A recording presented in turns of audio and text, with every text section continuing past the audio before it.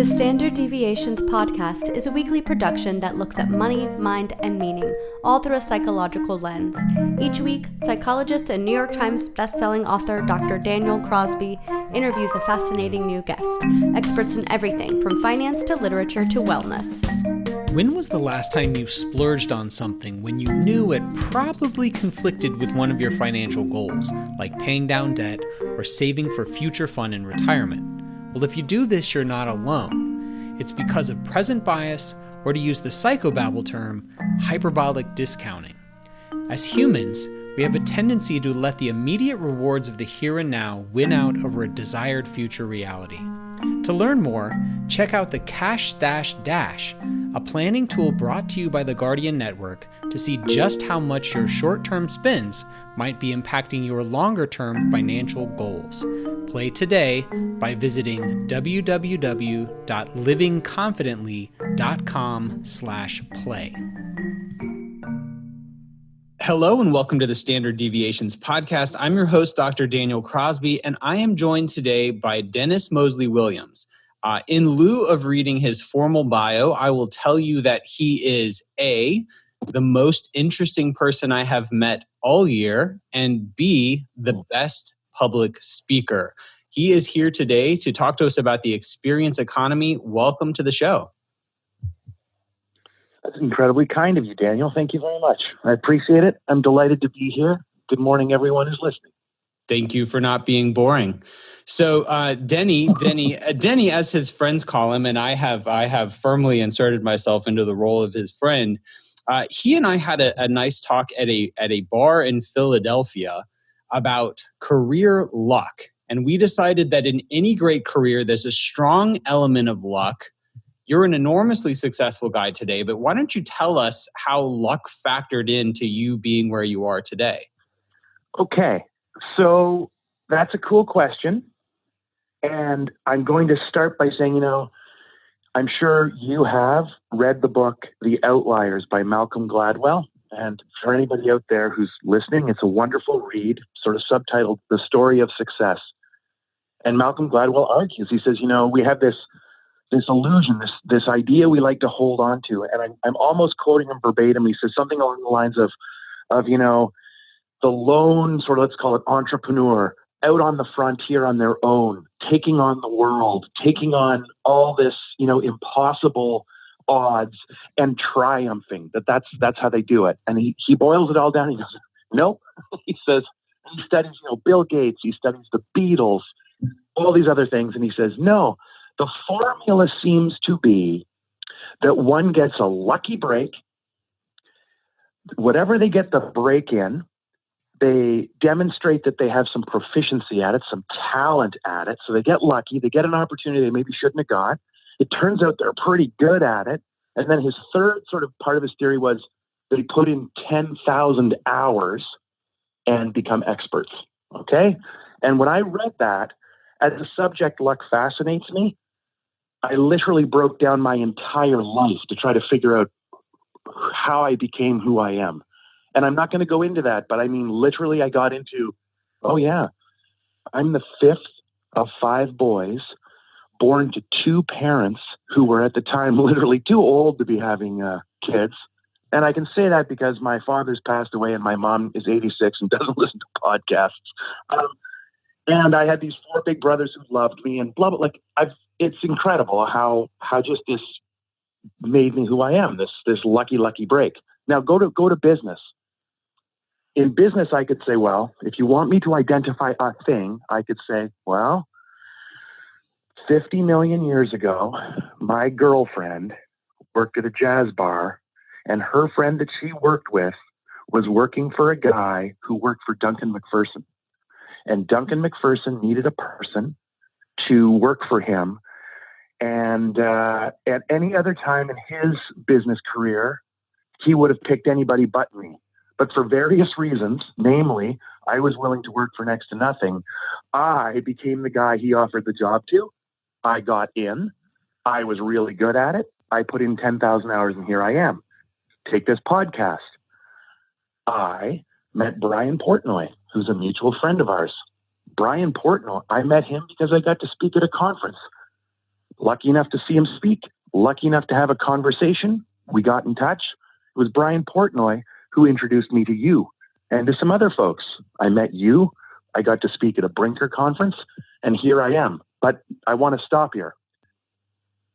If you start thinking about moments that make you lucky, if you're listening right now and you think, oh yeah, you see, that stuff never happens to me. I never meet a guy who hands me a career. I never meet a guy who introduces me to another guy who introduces me to the meeting planner who then puts me on a podcast. That never happens to me. Okay, let's talk about that. I've studied luck. Lucky people have a different attitude. They are open to possibilities. They take more chances, and they have a more positive attitude. I blogged about this last year, and in this study, they used a really fun example. And I apologize to Daniel, I apologize to you, and everybody listening for putting this thought, this image in your head. But this psychologist, if you know anything about them, he did a study, and he had people identify as being lucky. And I would be one of those people. I would tell you, oh yeah, I'm a lucky guy. It breaks for me all the time the right way. I am the luckiest person on earth. And there's lots of people who think like me. So they got a whole group of people that identify as being lucky.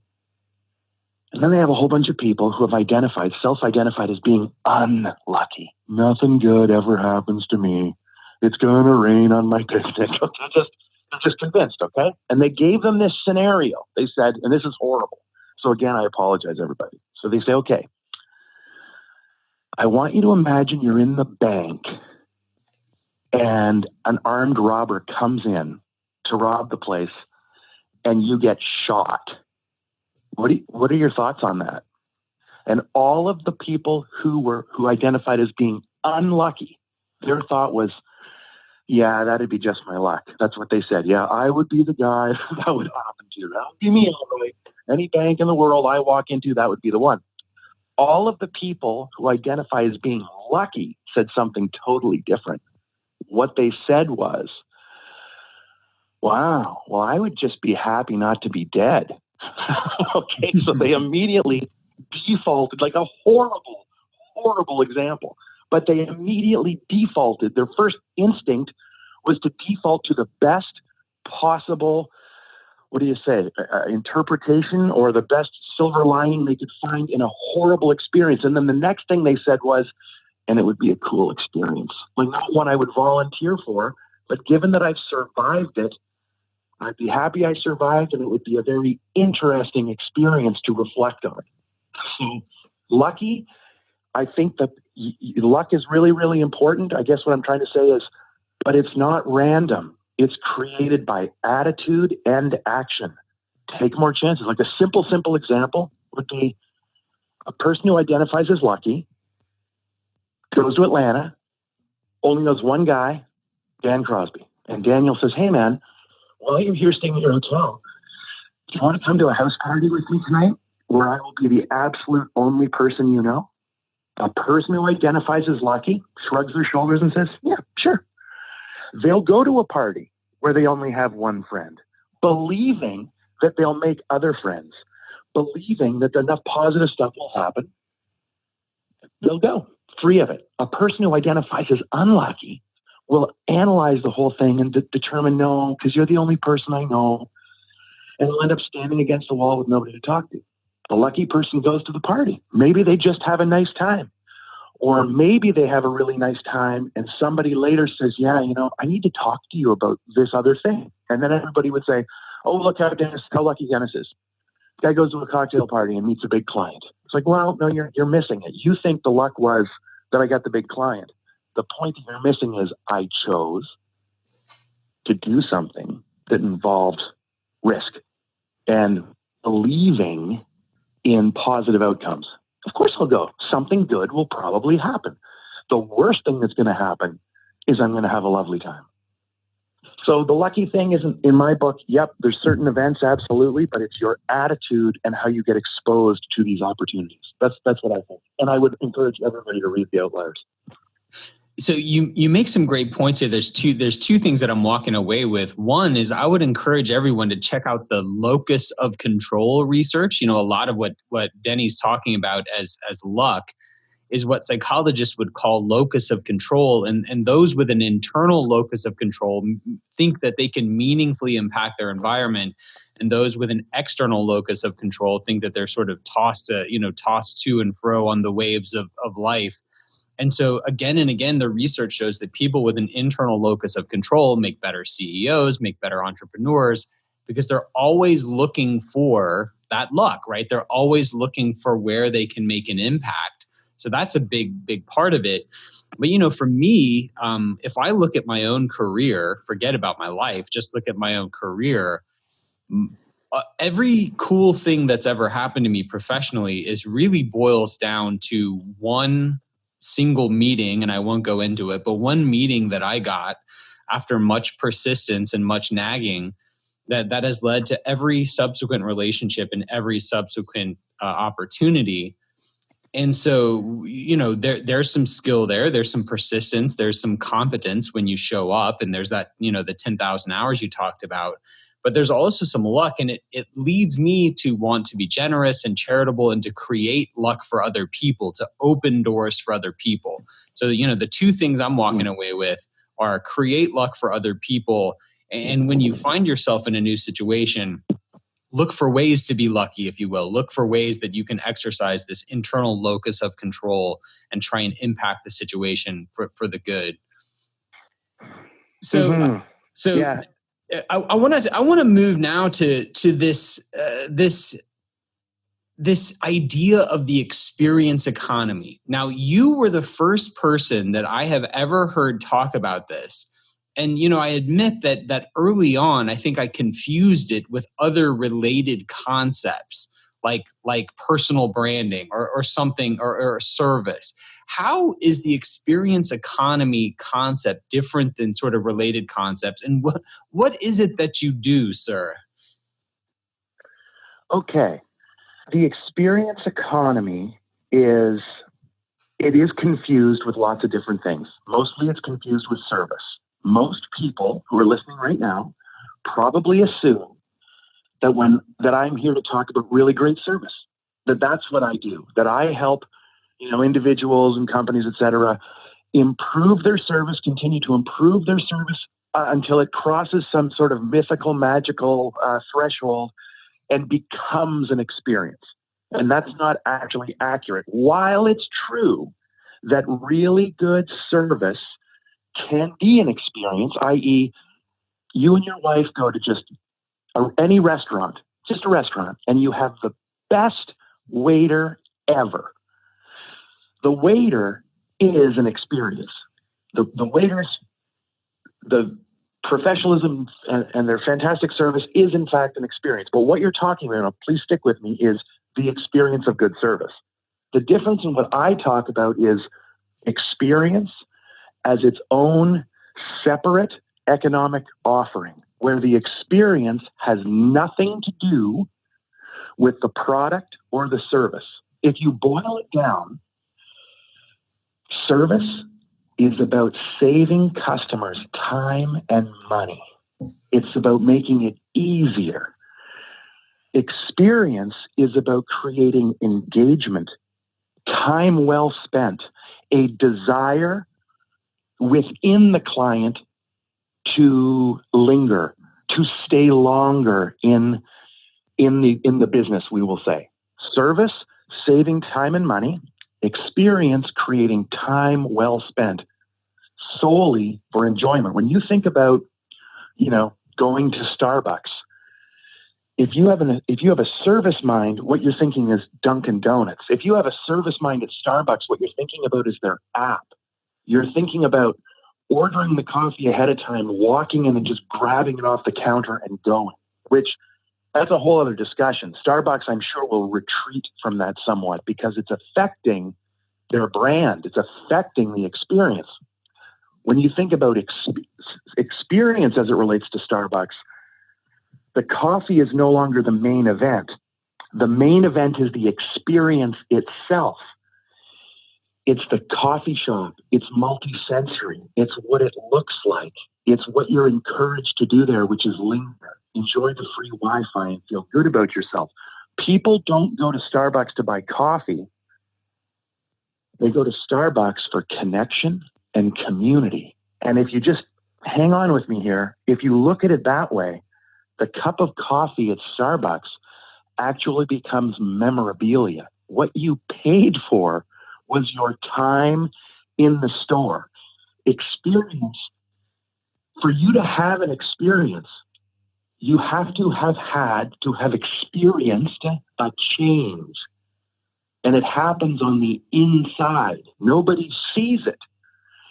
That's the point of experience economy, is to change the client. When we talk about things like branding, et cetera, as you know, all of these things are tied together. A brand is, a promise kept or a promise broken, and what experience does, what customer experience is about, is engaging and changing the client, turning them into something else. Sometimes it's very small.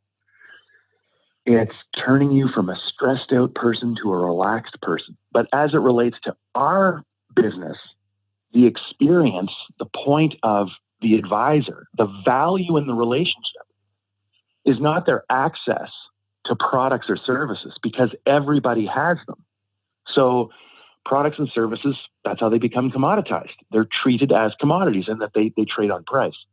The real value that advisors can bring to the table is their willingness to stage successive experiences that lead the client to a guided transformation.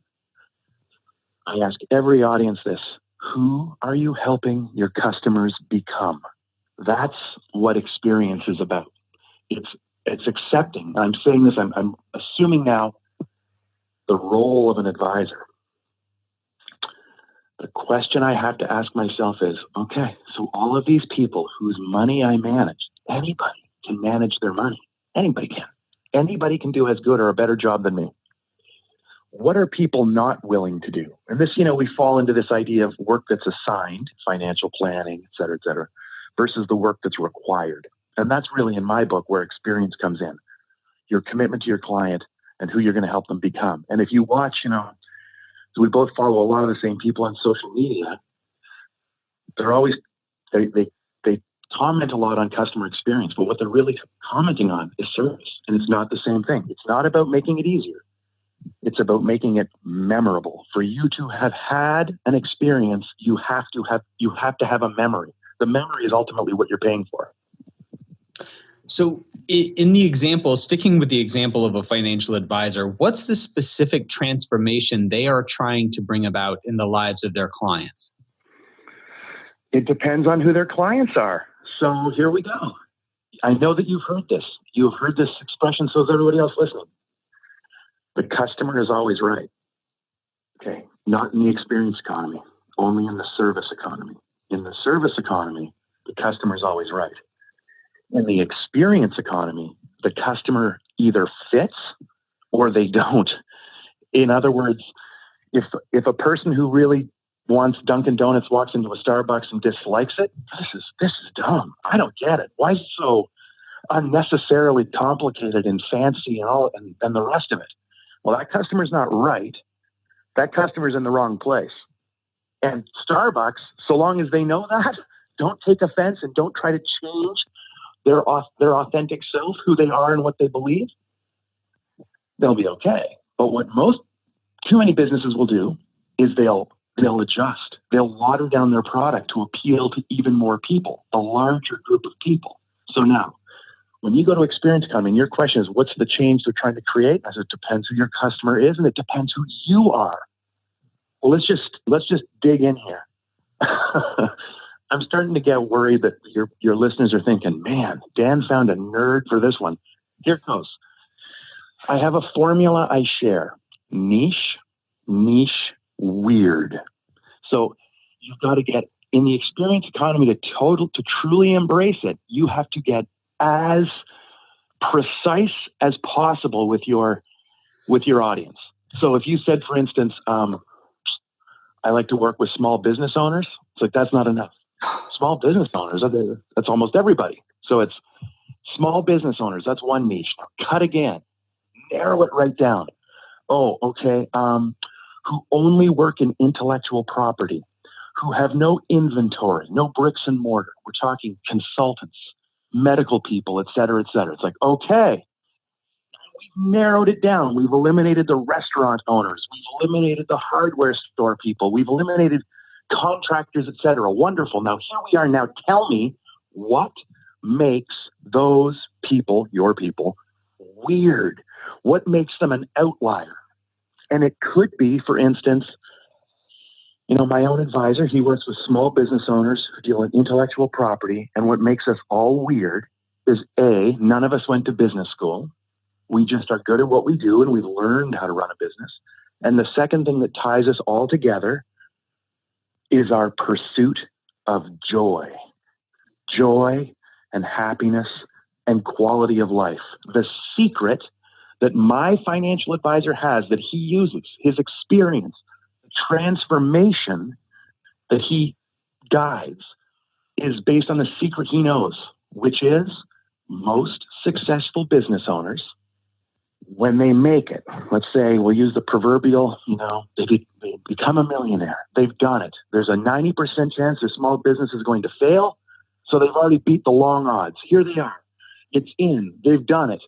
As far as everybody else is concerned, they're fantastic. The secret that my advisor knows, that he uses his business to teach, is that most self-made millionaires feel they paid too high of a price. So his secret is, don't lose yourself to your business. Don't lose your way. Don't become obsessed and all encompassed at this idea. Remain true to yourself, etc. So your experience, the transformation that you want to guide, is who you personally want to help your customers become. And it gets into authenticity. I know most of my clients, the secret I know about them that I'm trying to guide is to make them more human and happy. Okay. I know something they seem to not know, which is that bigger isn't necessarily better. That there is more to that. One day you're going to regret this. You're going to look back and realize you didn't smell the roses along the way. So the secret that I use my business to teach is humanity and happiness and generosity and goodness. The big isn't better, smaller is better. And this is your life, and your life is a gift, etc. So I would say for everybody listening, the transformation you should be zeroing in on as a place to start is transform people from being wealthy to being prosperous. There's a difference.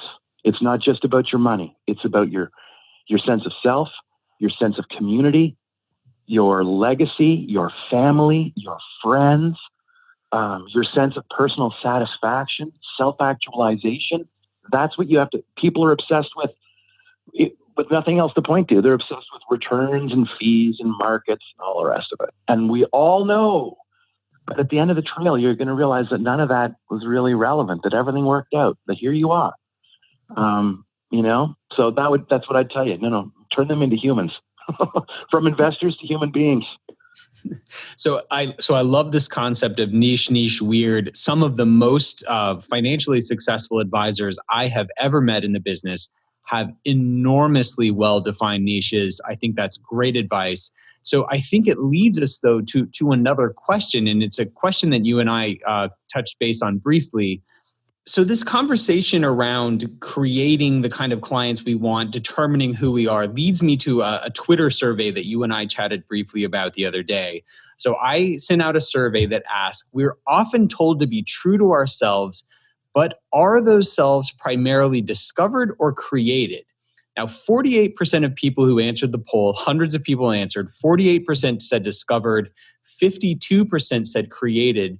So as people are thinking about their identity and how they want to be part of this experience economy and how they create an experience that's consistent with their specific niche, their specific type of weird, how do they figure out their true north?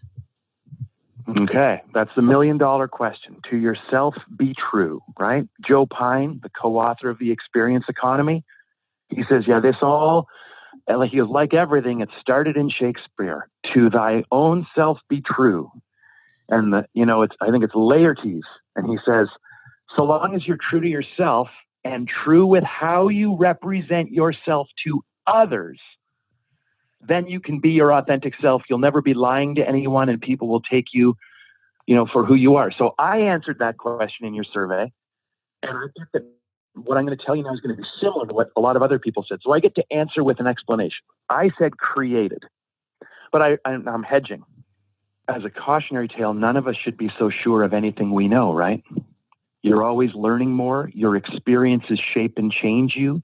Some things that you believe today, you never would have believed 10 years ago. How you find yourself and how you create that experience is you have to find that I refer to it as that secret, that truth that you know, that you would be willing to die. That's the hill you're willing to die on. You have to look deep into yourself and ask yourself, what's your truth? Not anybody else's. What's your truth? What do you feel is important? What do you believe is essential? And the challenge, that's easy. Everybody listening right now on the phone could do this in 30 seconds. The part that's really hard is not letting everything on the outside influence you and pull you away. So I really do believe it starts with, hey, when I work with clients, et cetera, I say, what are the impressions that you want to make on people? Impressions being the fingerprints that your experience will leave on them, your experience, their time with you, and take all of those impressions and sort of render them down to a short theme. And that is ultimately that theme, that truth is what informs everything you are. Everything that you do, every move you make is informed by this conceptual law behind it all, which is your theme. So, and I'm going to say this, your authentic self, it's you, and you create it by your beliefs and your actions and your truth, where you're trying to go. And then along the way, you learn some things that maybe change you or shed some light on you, but rarely will it be a sea change. You'll have little minor opinions here and there that are going to change a little bit, but basically at the end of the day, be true to you and realize you're not alone. There's other people that see it your way too. And as I said a few minutes ago, in the service economy, the customer's always right. It's about making an average offering to a bunch of average people that are all looking for something general. In the experience economy, you're looking for something very, very specific that only a handful of other people are going to feel that way about. But those other people will continue to bring like-minded people to you. We tend to band together. So I'm definitely going to say it's created, it's not discovered, and that you find it by letting go of your fear and just asking yourself honestly, who am I? What am I about? What do I do? For who specifically? And that's that idea of niche, weird. And what change do I help bring about? We all know who we really are. Be that person, the very best version of you. It's who people want to be. And we are all very finely tuned at this, discovering the fake from the phony. If there's one thing that we're really good at, millions of years of evolution, is we can detect nonsense or absurdity instantly. We know when we're dealing with the genuine article. We know it. We feel it. And I believe it's the same thing on the inside of us. We know who we really are and what we really believe. It takes a little bit of courage to share that, to, as the kids say, let your freak flag fly. It's difficult because we've been conditioned, of course, since we were little kids to, and showed up at our first day of school to fit in, to look like everybody else, to, toe the line. The last thing you want to be is that kid that everybody's talking about. And we started doing that to ourselves when we were 4 and 5 years old and went to school. And then by the time you roll out, if you look at the end of it, It's like, is it any wonder that we have a difficult time being different, being unique? And that's why, let's just say as consumers or as observers, when we see something amazing and authentic and different and remarkable, we are attracted to it and we pursue it. So you are yourself, be true to yourself, do some deep thinking on who that self is, and to yourself be true. It occurs to me just listening to you talk, a lot of times people will act like it's so hard to figure this out, like so hard to determine what's my North Star, what's my purpose.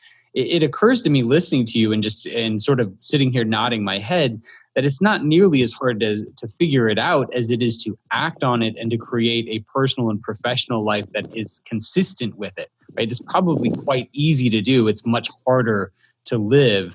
So I know that you have thought deeply about these things. I know you're enormously perspective. What's your answer to this niche weird? What have you walked away with for your own life and your own business? For my own business, I work with, predominantly I work in the financial service industry, and I don't want to even accidentally use this podcast to promote what I do. So I want to just answer this honestly and clearly, and then just kind of leave it at that. Well, there's a lot of financial advisors. If you're playing the numbers, you think, I run a little tiny business, right? So, we might work with 15 or 20 people a year. So you say, geez, there's so many financial advisors. Even if you're another company, you work with hundreds of people a year. You think, oh, if I could just get 1% of that market. Well, the moment you say that, 1% of that market, 1% of all those people, 1% of coffee drinkers, 1% of people who buy running shoes, 1%, I'm going to open a craft brewery. If I could get 1% of the beer drinking market, oh my goodness, right? As soon as you play the numbers, you water down your product. No pun intended to the beer guys there. You are creating something average for an average group of people.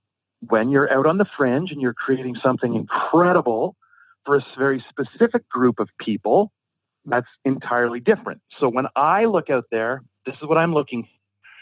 I work with financial advisors who think like business owners. I work with financial advisors who want to innovate around customer experience and design. I am very, very appealing to financial advisors who want to do the hard human work. My niche are people that believe what's written on their business card is the assigned work, that it's commoditized, important, but not rare. You can find it anywhere. I work with people who want to do the work that's off the business card. I don't know why they want to do it. I don't know why we're wired this way. This morning, I got up and I went and got a coffee in the lobby of my hotel. When I walked down the hallway, I saw one of the maids in the hallway. I don't know why I do this, Daniel. I don't know, but I look up at her and I do the same thing all the time. I make eye contact, then I raise my hand up in the air like I'm like from 50 feet away to let that person know we're giving each other a high five when I walk by you, okay? It's my little thing I want to do. I want to contribute to her day. I want to make a moment for her. I want to give her something when she gets home and say, hey, how's your day? Oh, my day was fine. This morning, this funny tall guy walked by me in the hallway, gave me a little high five for no reason. I'm just that way. My niche are people that are generous, that want to help their clients, that think like business owners, etc. As far as how I found them, I don't know. That's the kind of person I am. People pay lip service to this all the time. They say you can't be all things to all people. But then you look at their business and their business is a hodgepodge of all people. My business isn't that way. And when you embrace the experience economy, your business can't be that way. To embrace the experience economy is to embrace the weird. It's to embrace the outliers. It's to embrace people like you. So for myself, be true to myself and how I represent myself to others. This is, at the heart of experience economy is authenticity. It's not so much that I find them, it's that they find me. And one of the courage of experience, the courage of this is that for me to tell you and I know the same is true for you, you have fans. I have fans. I just did 3 days at MDRT. I walked out of there yesterday in New York City My feet were not touching the ground. I was flattered. It's a very interesting conference. I had all kinds of people telling me, I've read your blog for 20 years. I've seen you speak for this long. I only came because you were here. I could, everybody listening, right? Those are really nice things to hear. This is something I accept. If people love me, there are also people who hate me. If there's one person who says, I only came to this conference at my own expense for 3 days in New York to see you speak 3 times, that means there's somebody else who says, yeah, I was all ready to go to MDRT in New York. And then I was like, he was on the agenda. I said, forget it. I'm not going to go. That's just the way it works. You can't have fans without having detractors. You can't have people who love you without having people who hate you. In the experience economy, be true to yourself. You don't go find them. They find you. And you have to stay true to that. That's how it works. Incredible. So I recently spent a couple of days in the Cayman Islands with my wife. We stayed at the Ritz there. It was part of my 40th birthday celebration, which is really more of a month-long celebration. But we spent a really nice couple of days at the Ritz. And as we were going home, transformed, right? Quite transformed from the stressed out work guy to fun vacation guy. We're heading back on our plane to Atlanta. And I say to my wife, I'm like, let's grab the kids and let's go stay at the Ritz in Atlanta for a couple more days. Like, I'm just not ready. I'm just not ready for it to end. Now, she talked some sense into me and I slept in my own bed. But research has consistently shown that spending money on experiences makes us happier than spending on things. What is it about the psychology of experience that turns people into, what I observed in myself? What is it that makes it so transformative from a psychological perspective? There is so much in this question that I got to touch on now. So thank you for bringing up the Ritz, because it ties together a lot of my answers that I've given you on things. Let me tell you something about the Ritz that you don't know. So I started in this career in 1995, and congratulations, by the way. Happy birthday. 40 years old. Good for you, my friend. I'm 48 years old, but, when you put that in metric, I'm like 52. But I speak at a 55-year-old level. When I started in 1995, I have heard this, what I'm about to say to you. I probably heard it I could say once a week and it wouldn't be an exaggeration. Dennis, what we want to be is the Ritz-Carlton of financial planning. Oh, I like that. I like that. I can get behind that. Because what that person is trying to say to me is, we want to be discernibly different. We want to be worth it without having to explain it. The Ritz-Carlton never competes on price, right? And I'm going to point something else about the Ritz-Carlton to everybody listening. They have a theme. Their theme, which I mentioned a few minutes ago, that informs everything they do is this: ladies and gentlemen, serving ladies and gentlemen. That's the conceptual law that informs everything they do. And when we arrive at a Ritz-Carlton, we all stand, just hear me out, a little taller.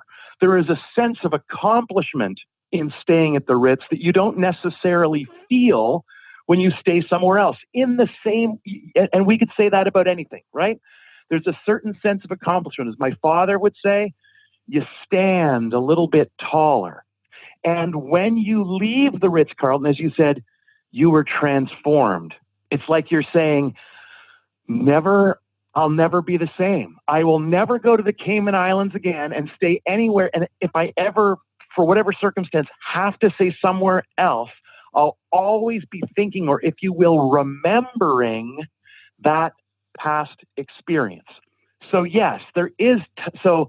A, Ritz-Carlton has a theme that informs everything they do. B, they transform their clients from a person who's just staying somewhere to a person who feels a sense of connection and identity and accomplishment by just crossing the threshold. And conversely, because they have a highly differentiated offering, very high, high touch, lots of experience, they're incredibly relevant to their client. They can justify easily charging a premium fee. There is transformation there. Now, when we get into this is your end of the rink, and I'm aware that who I'm speaking to, so I don't like to wade into your end of the pool, let's say, for you non-hockey fans. Vis-a-vis, tell me what the psychologists think, Dennis, while I'm speaking to one. It's a little bit intimidating, but I will say this. At the end of the day, think about a big trip you took and how many minutes long it was. It's a week long. That's a lot of minutes. Later on, when you think about your trip, my 40th birthday, to the Ritz, to speak at a conference, bring my wife, stayed in, the Cayman Islands, you're only going to have, when you think about it 5 years from now, you're going to have like 3, 4, maybe 5 images that flash into your mind when you reflect on the experience. And what Joe Pine, co-author of The Experience Economy, said to me one day, he goes, Dennis, at the end of the day, he says, you are paying for your memory. Whatever the memory is, take all of the investment. It all is directed right at that. That was the experience. You returned, I say to people all the time, I go, have you ever been a guest at a business and it's so delightful and engaging? You say, oh, wow, I'm never going to forget this. Okay, that's an experience. And everybody listening, you've had bad ones. Oh my God, this was so awful. I'm never eating here again. That's an experience. But on the positive side, oh, this was so delightful and wonderful in every way. I will never forget it. You've had an experience. That's the memory. Now, if you say this, after this, I'm never going to be the same again, then you had a transformation. And transformation happens on the inside. So I believe, and if I've answered your question, that, and I can't remember your question, I apologize. I got so excited talking about the Ritz. Talking about the psychology of transformation. Why is experience transformative? Yeah. Exactly. Well, if you buy something, it's nice. The thrill of it wears off. But if you've had an experience that's changed you, it stays with you forever. You will never be the same again. This is the significance to it. The memory is it's changed you. You're not the same guy you were before you went there. When you came back, textbook experience economy, you had a desire to continue the experience. You got home, you said, let's check into the hotel. Let's check into the hotel. The experience has nothing to do with the offering. Let's go rent a room in a city where we already own a whole bunch of rooms. I use this video in my workshops, and it's from the television show Taxi, if you remember it from the 1970s. And at the end, he's staged. I use it to show everybody. I say, here, watch this little 4-minute video. And it's funny because it's a sitcom and all this stuff. And I show them and I say, yeah, you see, if you watch this through your lens, you see really great service. But what I see is, the frameworks of experience design. And I explain this whole thing to them. And how the clip ends is the cab driver has got his client to the destination. The guy jumps in the cab, says, take me to Carnegie Hall. And by the time he gets him there, he's offered him sandwiches. He's told him about traffic and weather. He's educated him about how Avenue of Americas used to be 6th Avenue and all this great stuff. And it's all these frameworks and elements from my workshop. And of course, people go crazy. And at the end, when he says, well, there you go, we're here. Did I get you here? Did I give you what you asked for? And the guy says, yes. In fact, I'm a little early. And then he says to him, why don't you drive me around the block and I'll have a cup of coffee in the back of your cab?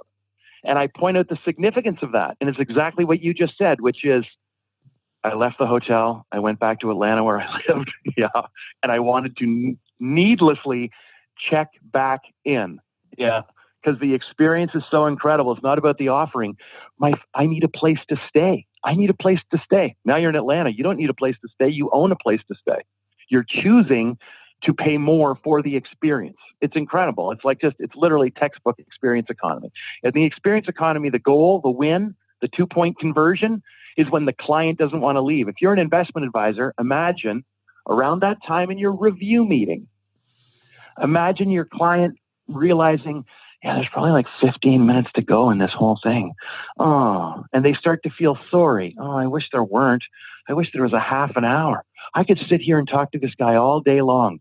If you could create that, you would never want for clients. If business development is hard, you're doing it wrong. That's what I think. If you're staging experiences and creating engagement, Your clients will bring you everything that you want. So many nuggets there. Business development is hard. You're doing it wrong. I'll also be thinking about what are the 3 to 5 memorable touch points in any kind of client interaction. Okay, last question. We're almost out of time. I have to get this in there. We're getting to know each other in Philly at this recent Brinker Capital meeting. Start talking about our families. You spoke about your spouse so glowingly that it actually impacted the way that I interacted with my wife and my family when I returned home, wanting to imitate what I had seen in you. How can the lessons of the experience economy be applied at home with our husbands and wives and families? Oh, wow. That's lovely to say. Thank you very much. Well, obviously a big part of experience economy is intention, right? We say commodities are extracted, goods are made, services are delivered cheaply, efficiently, and easily, whereas experiences are staged, which means they're deliberate. They are designed not to sell a product, but to change the client, to engage and delight and change the client. So, if you think about what you're doing at home or what you're doing for your friends, if you want to learn something from this and apply it to your life, it would be to be intentional, to be aware of what you're trying to do, something bigger and deeper here. And that would be it. You should be intentional about what you're designing. Like we've all heard ourselves say this. Oh, sorry, I didn't intend to offend you, Dan. Oh, sorry, Daniel, I didn't mean to hurt your feelings. Oh, Daniel, I didn't mean to suggest this, right? Well, the other side of that is, but what did you intend? I carelessly said this and it might have offended you. I'm reaching out to make sure I didn't bruise your feelings. I was casual in my comment. And later when I reflected on it, it occurred to me, you could have interpreted that to mean this. And I want to make sure that if I slighted you, that it wasn't intentional. Okay, well, the other side of that is that everything you do is intentional. That it's what I call front of mind, that you are aware of other people and what you want to do, that you've defined a deeper, greater meaning for everything that you do. So you can definitely do that. That's definitely what you could take away from that. Be intentional, be clear, consider the feelings that you want to have other people have, and then consider your actions. Consider your language, consider your tone, consider your generosity. Does it make sense with what you really want to do? In experience economy, we call that a harmonizing cue. Am I saying the right thing? Do my deeds and my actions reflect who I really am? So I think the short answer there is be intentional. People on the business side of experience economy are staging an experience with a very specific intention. Don't be casual with your most important constituents. Your family is your everything. Know what you're working at there. Great advice. Be at least as intentional with your family and your loved ones as you are in a corporate setting. Okay, last exercise. No conversation with a shrink would be complete without some free association. I'm going to throw some concepts at you. Just need like one word, couple word answers. Free associating here as you lay down on the chaise lounge in Dr. Crosby here. An underappreciated experience economy brand. In-N-Out Burger. Tragically, may I say something? Oh, that's against the rules. That's against the rules. In-N-Out Burger. We're going to leave it there. Tragically hip or Radiohead? I love them both. Tragically hip all day, every day. Wrong answer. Next, the best part of being Canadian.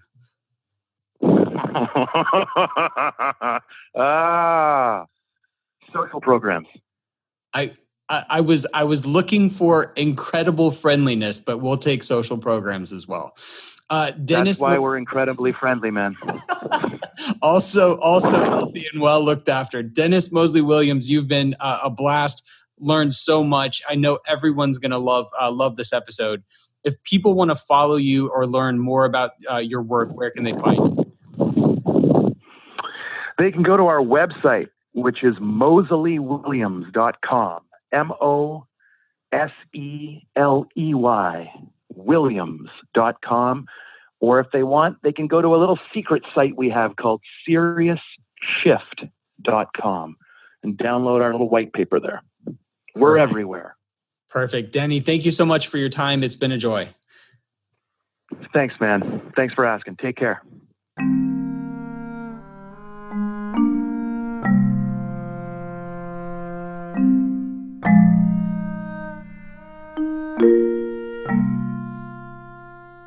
All opinions expressed by Dr. Daniel Crosby and podcast guests are solely their own opinions and do not reflect the opinion of or endorsement by the Guardian Life Insurance Company of America, Guardian, and its affiliates, subsidiaries, employees, and agents, including Park Avenue Securities and the Guardian Network.